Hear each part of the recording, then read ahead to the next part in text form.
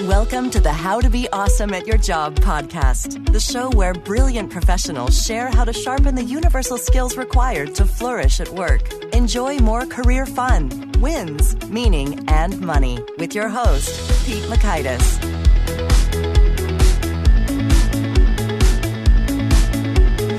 Hello, and thanks so much for joining us here for episode 198 with Mark Aramli.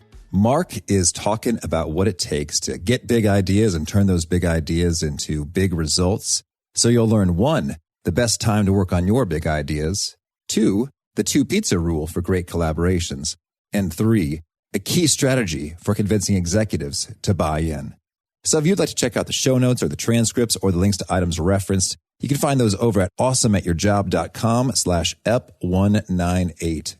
And while you're at awesomeatyourjob.com, I encourage you to check out some of our useful resources. One I'll point you to right here is simply the magnifying glass right there in the navigation bar. If you click that, you can type any search term that you would like some insight on, or if you remember you heard a guest say some key words, but you don't quite remember the whole idea. Well, that's the benefit of having every episode transcribed, so you can search those episodes that way, get right what you need. And if you can't find what you need, well, please send me an email and we'll see what needs to be added, what kind of guests we got to bring on. That's Pete at awesomeatyourjob.com. So now here's Mark's story. Mark Aramli is the inventor and principal engineer for the patent pending BedJet CCS. Mark's first engineering role was at United Technologies and was builder of the spacesuit for NASA. His engineering responsibilities included the spacesuit primary life support system, specifically elements related to heating, cooling, and climactic comfort of the interior spacesuit environment for the astronauts. Since then, BedJet has been a smash success. You'll get to hear some of that story. So here is Mark. One note, though, I'll say is you'll hear it. My apologies. I failed to click on the correct microphone for the first portion of the interview. Rookie mistake. I guess I just assumed Skype would auto pick it up because it often does. But you'll hear the difference between a low-grade microphone and a high-grade microphone, and hopefully that will create gratitude that we make such effort to make our production solid instead of, ho-hum, which you'll hear for the first couple minutes. So apologies for that, but it should happen almost never again. So now, here's Mark. Mark, thanks so much for joining us here on the How to Be Awesome at Your Job podcast. It's my pleasure, Pete. Thanks so much for having me. Well, it's a lot of fun. I am a big fan of the TV show Shark Tank, and you were actually on it. I just watched your piece in preparation for this conversation, and it was some thrilling TV drama. Can you tell us a little bit about your experience there? Sure. Well, first, we're incredibly grateful and thankful we got to participate in the show. The producers were amazing. Everybody at the studio was amazing. But for anyone who's watched the show, we got beat up as bad as you can get. They hated me. They hated my product. They even managed to insult my mother. The editors cut that out. It made the sharks look so bad. But it was as bad as a Shark Tank episode could go. And there was definitely a lot of professional lessons and learnings that came out of that. It was really an unexpected outcome. In going into Shark Tank, the producers make sure you're incredibly well prepared. You go through weeks, months actually, of interviews and honing your pitch and preparing for all sorts of questions, having an answer to every question. And the funniest, I think most ironic part, Pete, of how that episode turned out, I prepared for every possible question in my business, every possible outcome, every scenario. The one thing I didn't prepare for was that they would instantly hate my product and instantly hate me. Yeah. And so, that really was quite an experience, but definitely net positive for my company and what we were trying to do. Right. Well, it's so intriguing because, I'd love to, we'll definitely link to that clip in the show notes here. But I remember at the time, you were making a request based on a valuation of $2.5 million. And they weren't believing that consumers would take your price point for your product, the BedJet, at $500. But tell us, today, what's your valuation look like and what's your price point look like? So, the product is the BedJet. And, to let the listeners know what is it? It's the world's first ultra fast cooling and heating system made for a bed. So if you've ever woken up too hot, ever woken up too cold, fought over the thermostat with your spouse or your partner, it just gives you instant on demand, warming, cooling, everything in between. You can have half the bed warm, the other half crisply cooled. It's a neat little product, and it's helped a lot of people sleep. When we showed up at Shark Tank, we weren't in production. We had prototypes. We had been to some trade shows. We didn't have any revenue. And I believe after that Shark Tank fail, we have become the top 5 most successful Shark Tank fails in the history of the show. Oh, wow. So, we've gotten the last laugh on that, which was really, I made that a personal fire under me to prove them wrong. But we've been in 2.5 years. We've become number 1 in our product segment. We've been beating up billion-dollar companies who have, bigger budgets and more marketing budgets in our particular category. We've become the number 1, and we're hiring, we're growing. We tripled sales from year 1 to year 2. We're doubling again this year. The valuation, I don't bother with that anymore. We don't have investors. We're not looking for investors right now. But certainly if the Sharks had invested at that time at a $2.5 million valuation, they would have easily made 5 to 6 times their investment in just 2 years. Cool. Well, that is the last laugh. Congratulations. That's cool. Cool. And thank you for sending me a BedJet. That was really classy. Much appreciated. I enjoyed it. It was pretty nifty how it's well put together, sharply designed, and really does add a bit of extra cool, which is awesome because my wife, she wants things hotter and I want them colder. So it's been a helpful addition. So thanks for that. That can actually lead to sleep divorce with some couples. Temperature is huge in bed. And 55% of couples don't agree on the temperature. You have folks sneaking off the thermostat in the middle of the night, raising the AC, lowering the AC. And I'll tell you, BedJet has saved some marriages. Very cool. Very cool. So I want to hear a little bit. What was sort of your aha moment for how you came up with the idea of the BedJet? And rather than going deep on your entrepreneurial journey, I want to hear more about, the strategies, the principles, the tips, the tools, the tactics for you and your team to have pulled this off, where you've generated innovative ideas. You've made them work on a tiny budget. I'd love to dig into some of the how you're running your brain there. So to orient us, could you take us back to maybe that eureka moment? Like, this is what needs to exist in a bed. Sure.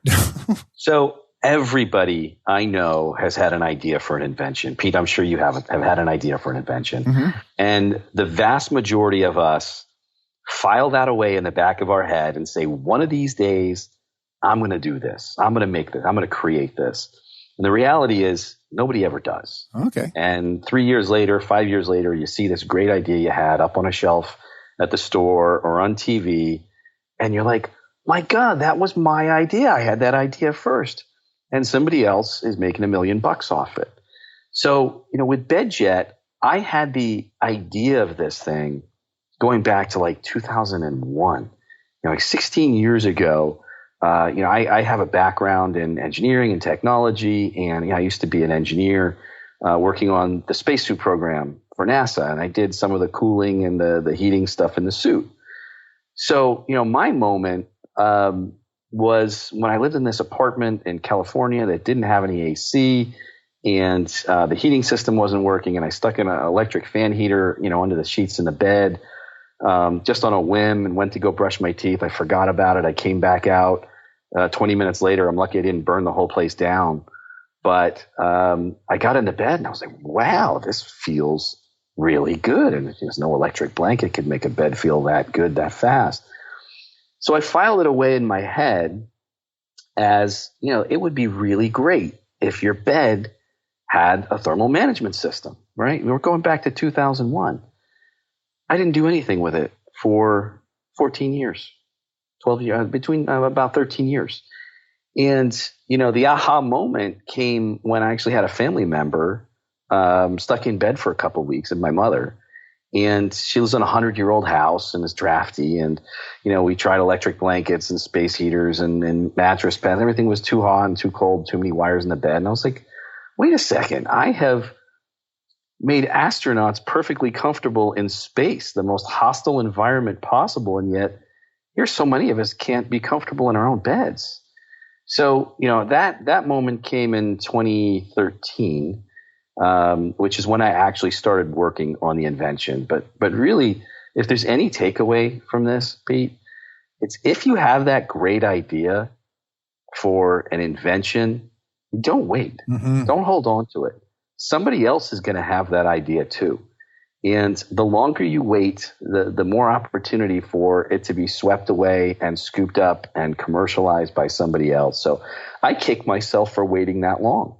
I needed a trigger event to really get me to build it and create it.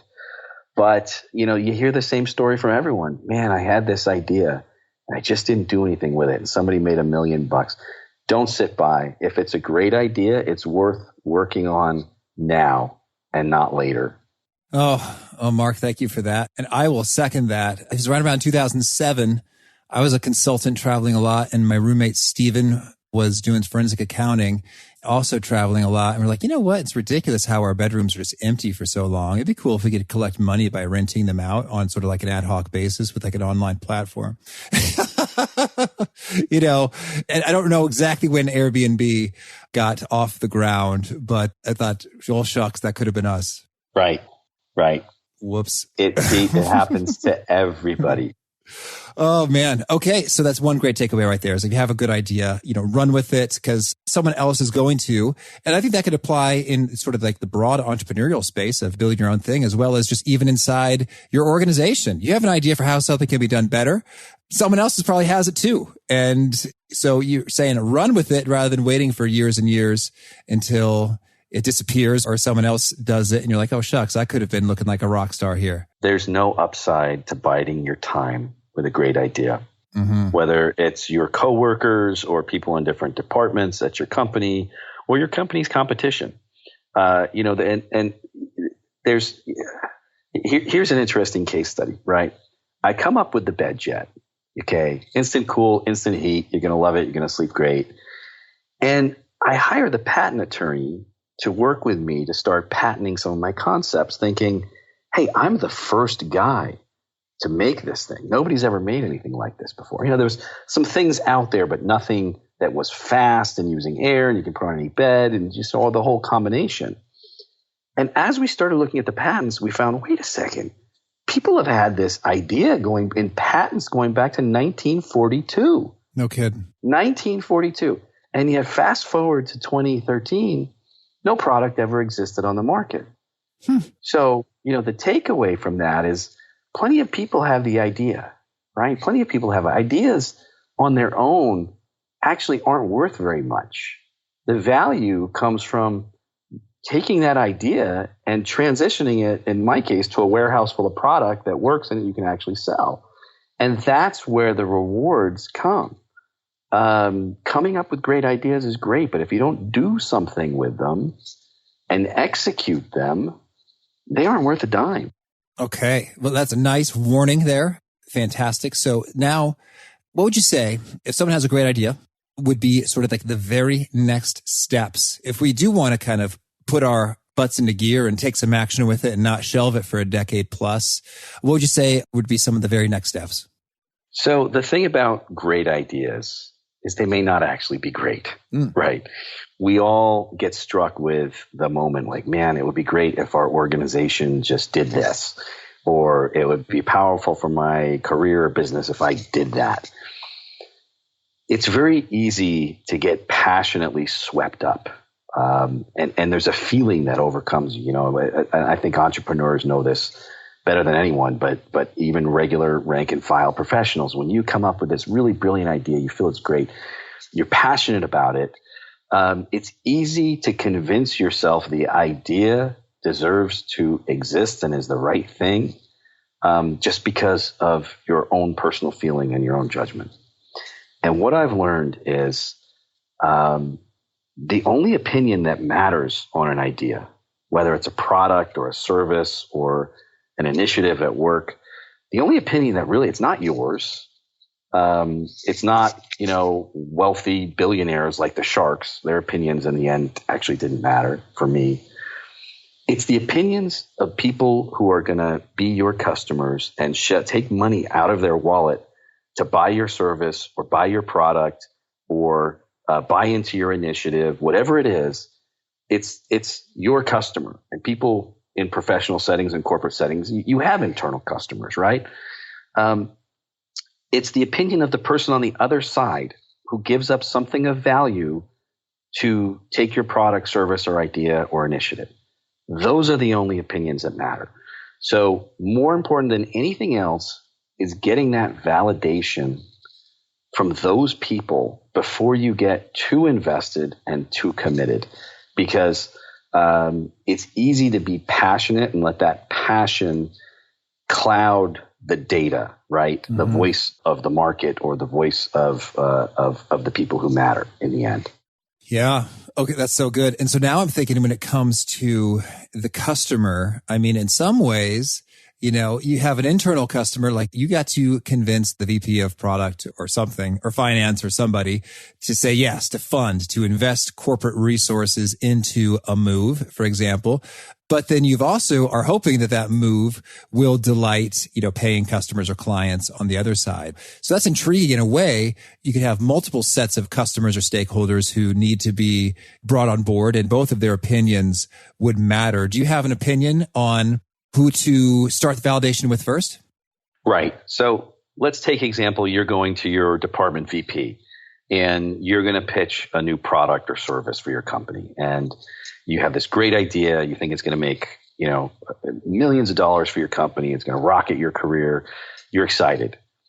Never go to that decision maker with just the raw idea. Okay. Get that validation. Decision makers, people in positions of authority, vice president level folks, they've learned not to depend just on individual opinion, even if it's their own trusted employee. So if it were me going to, the vice president of whatever with this amazing new idea, I think the company, we need to do this. Get the validation first from customers on outside of the company. And there's many, many ways to do that. In our case, with the BedJet, I didn't double down and invest my life savings and mortgage my house, which I did all of those things until I validated the market demand on a Kickstarter, right? Kickstarter is a wonderful place to hang a new product out, and people can pre-order it and they help fund your idea. But if those people aren't willing to shell money out of their wallet for your product, well, you've got a pretty strong feedback that maybe it's not that great an idea. So when you're going to pitch something to somebody at your company, you've got to approach them with more than just an idea.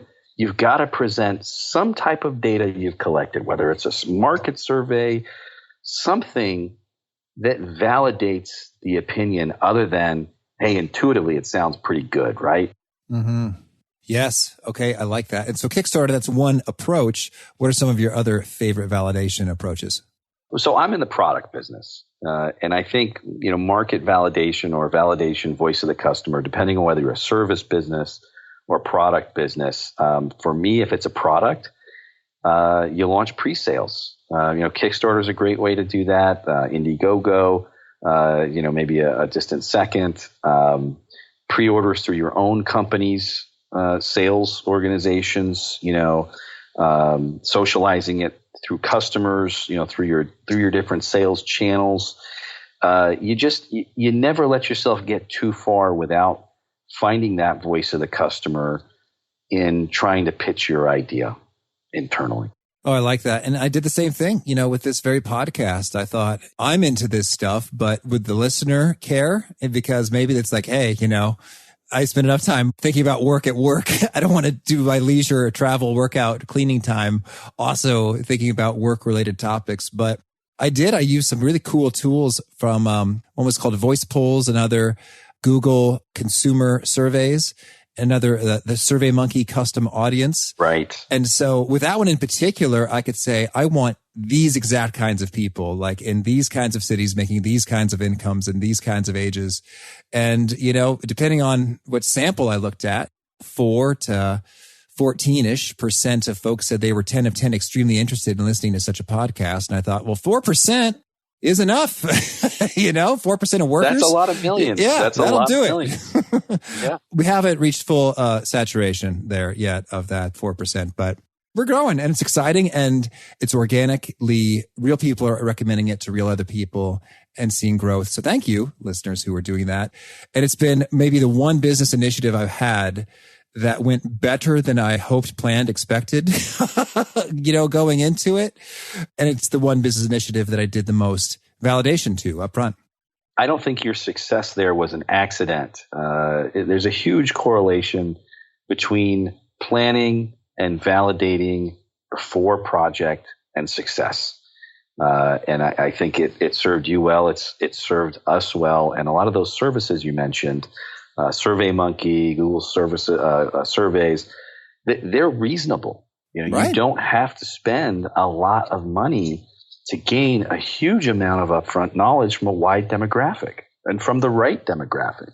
Mm-hmm. Yeah, it's fantastic. And then when you chat with some real people in person and get sort of like behind their thinking, behind the responses, it gets even more insightful. So awesome. So validation is a key point there. Can you share with us a little bit when it comes to, thinking and validating in groups and team kind of environments? How does the game change a little bit when it's not just you and your SurveyMonkey custom audiences and your ideas, but you're working in a collaborative environment? Right. So there is definitely a correlation between the size of your collaborative environment and the amount of group smartness or group dumbness that sets in. Our company, our little tiny startup company, right? Shoestring budget. We created a product and brought a product to market that's running circles around the best the billion-dollar mattress companies can do. And the way we did that was with very small and compact teams. The way we were able to get a product to market that was probably a quarter the budget those guys would spend and a quarter the time they would spend was because we had a small number of very brilliant people versus, you walk into the engineering and marketing group of a Tempur-Pedic or a Sleep Number or any of these billion-dollar sleep companies. And there's literally dozens of people that these new technologies or new products or new innovations have to weave their way through, and everybody's got to touch it and everybody's got to prove it. And when you're in a collaborative environment with a new idea, the best advice I can give, don't let that environment get too big. You don't want 20 people or 15 people working on your project. Projects succeed more often when you have a small number of very brilliant people who really get it and really get what you're working on and are intimately involved with it than 25 people or 20 people who are spending 2% of their time each and trying to make all of them happy. You wind up with something completely discombobulated. I see it all the time. I've seen it in every business I've been in when you have billion-dollar or well-funded corporate companies making incredibly bad products or bad decisions. Those almost always come out of a large group decision with too many people involved. And I can't remember the name of the famous corporate titan who said it's one of the tech titans. The right number of people in any meeting is no more people than you can feed with 2 pizzas. Okay. Right.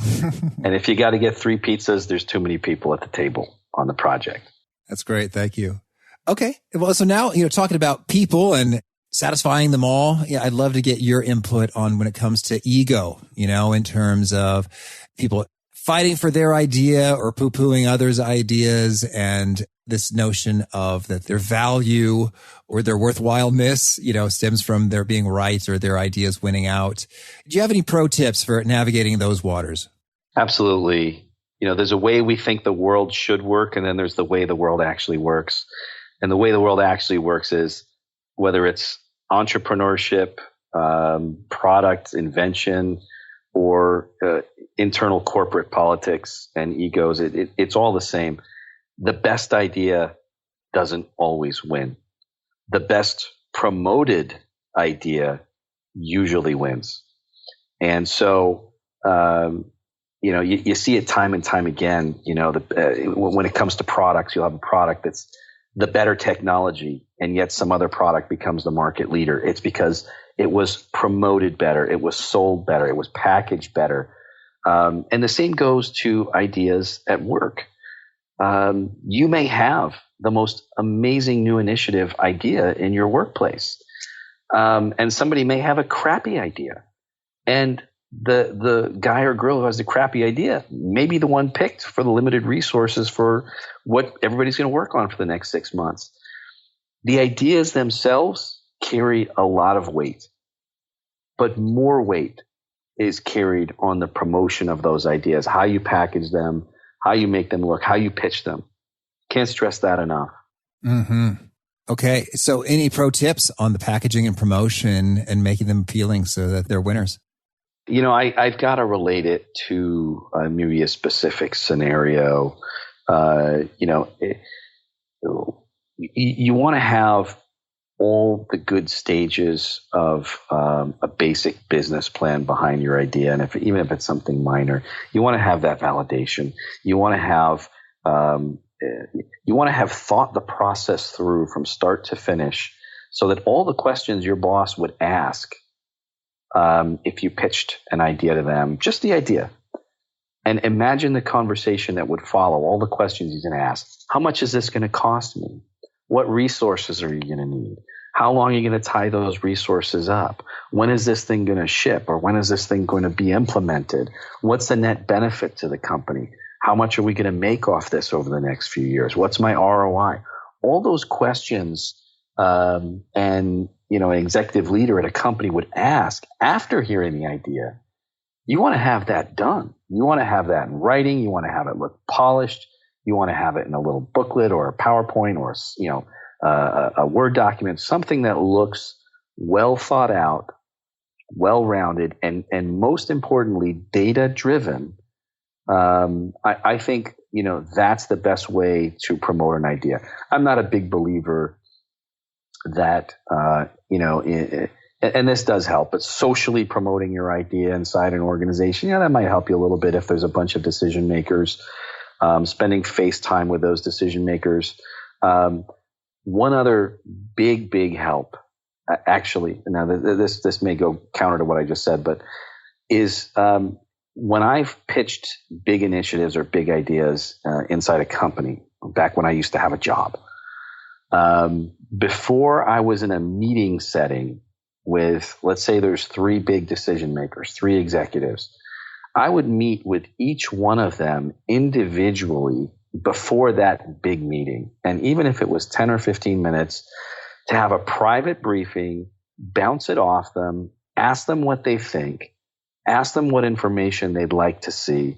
Because once you get in that group environment, okay, and one person goes negative on you, that can feed the rest. That's exactly what happened to me at Shark Tank. Yeah. You had a couple of the sharks go negative and the rest just felt like jumping in.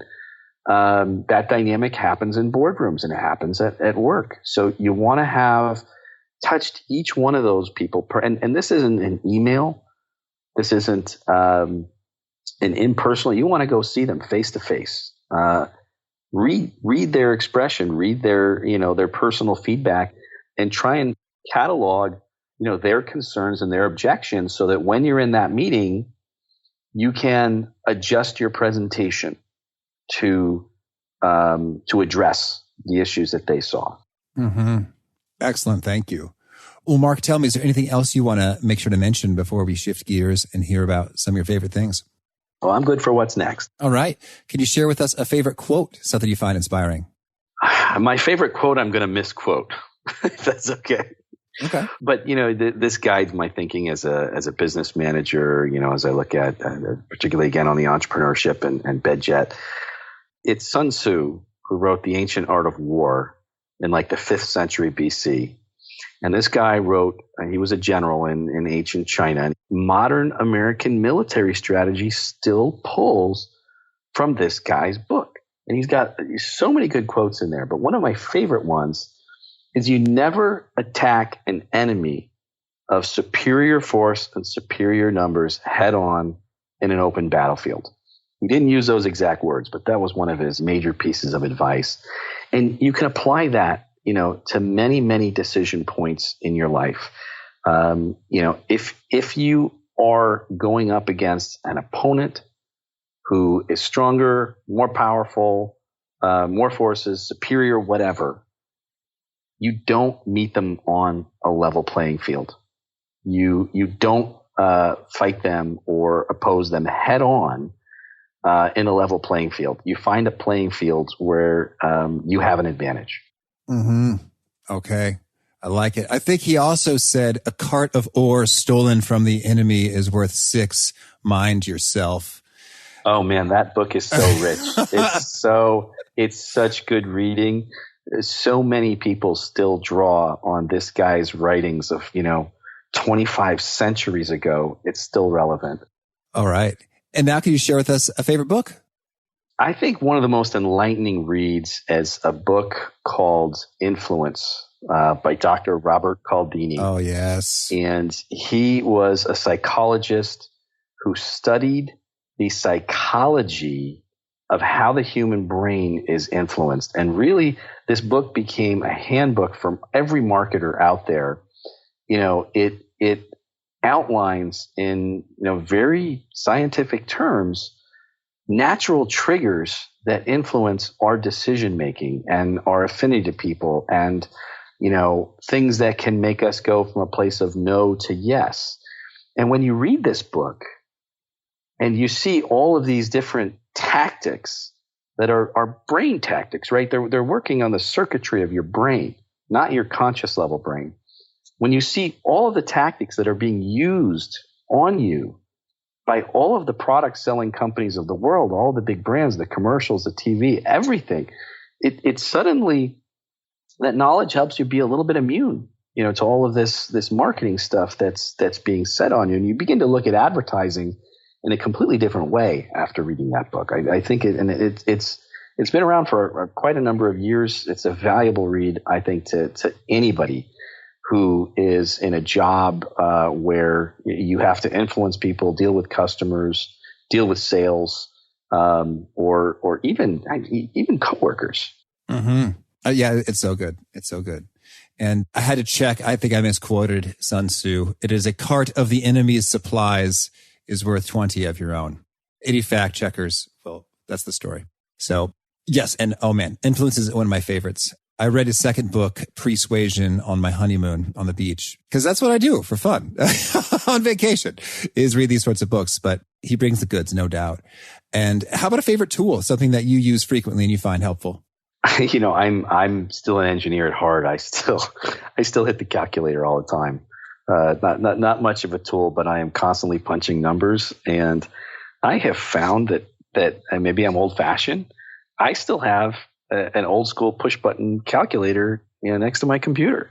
So, you can use your phone, you can use your computer, right? There's a million different ways. I still have a little adding machine next to me, and I hit that thing all the time. Oh, cool. And how about a favorite habit, a personal practice of yours that boosts your effectiveness? Well, this goes back to what I do for a living, which is sleep. Sleep is so important. The medical doctors these days are preaching to everyone that sleep is as important to your health and well-being as exercise and nutrition. And we've all been taught to worry about exercise and worry about nutrition, and sleep is that third leg. You cannot have good days without good nights. And, the American public is chronically underserved with sleep. I think the Center for Disease Control actually had a press release some years ago saying that lack of quality sleep is actually a national health epidemic. It leads to all sorts of things during your day. Increased depression, heart disease, stroke, diabetes, the list goes on and on and on of all these health problems that are correlated with a lack of good sleep. So, the business I'm in is a machine that helps sleep. That's what I created. And I have found in my own life, I use my BedJet every night when I go to bed, and it does help me sleep better. And, focusing on things that help me sleep better, focusing on setting aside time for adequate sleep, it turbocharges your days, Pete. And we all know it. We have all had that day where we go to work and, we only slept 6 hours or 5 hours, and we are just slow all day. When you pay attention to that extra couple of hours, or, not doing the things that keep you from going to bed, like spending time on your phone just before sleeping, or, having your computer open just before trying to go to bed, having a noisy room, being too hot or too cold in bed, whatever it is. When you focus on those little things as a habit and correcting those little things in your life that impinge your sleep, man, you turbocharge your days. I'm a believer. Yes. Thank you. And tell me, is there a particular nugget that you share with, maybe it's your colleagues or when you're doing media appearances, that seems to really resonate with folks? They nod their heads in agreement and say, yes, Mark, that was a brilliant nugget. Thank you. This goes back a little bit to validation. And it goes back to my experience on Shark Tank, right? I had 5 very successful, wealthy people telling me, your product's going to fail, you're going to fail, you're stupid, this whole thing is stupid, and you're going to burn in hell, right? I mean, of course, that's the Mr. Wonderful part, right? So, a big nugget that I took away from that, and then I share with people whenever I can, is when you're out looking for advice, right? It's logical to go to people who are more experienced or more successful or wealthier or whatever, right? Business people that you hold in super high esteem. Let's just categorize them. What I've learned is that just because someone has become very successful financially, very successful with business, very successful with their career, doesn't mean they're right 100% of the time. Mm-hmm. In fact, those people, those billionaires, they only need to be right 60 or 70% of the time. And what people don't always realize in business is success in business isn't about being right all the time. It's impossible. You just need to be right more often than you're wrong, and make sure when you're wrong, you minimize the downside. So when you have somebody like that telling you, no, your idea is terrible, this is terrible, this is just shut it down, keep in mind, they're not right 100% of the time just because they've been successful. Their success in their business doesn't mean their word is gospel. You've got to go get that validation and talk to other people, people who are closer to your project or product or initiative, and really talk to people who are your customers. Great. Thank you. And Mark, if folks want to learn more or get in touch with you, where would you point them? BedJet.com. You can write an email anytime over there. You can say, send this to Mark. It'll come straight to me. Awesome. And Mark, do you have a final challenge or call to action you'd issue to folks seeking to be awesome at their jobs? I would. You can't be awesome at your job during the day unless you're sleeping well at night. Look at your sleeping habits. Ask yourself, are you getting 7 to 8 hours at least every night? Are you doing small things that will increase your quality of sleep? Are you eliminating things from your life that are causing you not to sleep? Spend a little time and energy on that, and you will be amazed at the improvement in your general sense of well-being, your productivity, your energy, your health, and your ability to succeed at your job. Okay. Mark, thank you. This is awesome. I wish you lots of luck with BedJet and what you're up to. I know I'll continue enjoying mine at the nighttime, and I hope that you keep on just rocking and rolling over there. It's awesome. Thank you so much, Pete. I appreciate it. I found Mark's perspective that the best ideas don't always win, and usually it's the best promoted ideas that win, to be pretty compelling stuff. Because I don't know, part of it is maybe idealism or naivete, but it just seems like that which is best ought to reign supreme. Optimality should win and meritocracy flourish, but it's often not quite the case. So I think that that's very helpful. If you find yourself being passive or in the passenger seat, thinking, well, of course, this just should be because it is the best, watch yourself because it may very well not be. So if you feel weird about being too promotion-y or salesy, I'd recommend shaking it off, practice a little bit, get in the groove, and allow that best idea to become the best promoted idea so then everybody wins. So again, if you want to check out the show notes or the transcript or the links to items that we've referenced here, you find that over at awesomeatyourjob.com/ep198. And I hope you'll push subscribe if you haven't already. You'll hear from our next guest. It's Eric Fisher. He is the host of the Beyond the To-Do List podcast, has a whole lot of perspective on productivity and systems and all that good stuff. So I hope to catch you there. And peace. Thanks for joining us for today's episode. To get the most out of this conversation, visit awesomeatyourjob.com to find today's show notes, transcript, and infographic summary cheat sheet. For more entertaining professional skill sharpening, be sure to subscribe to catch the next episode of How to Be Awesome at Your Job.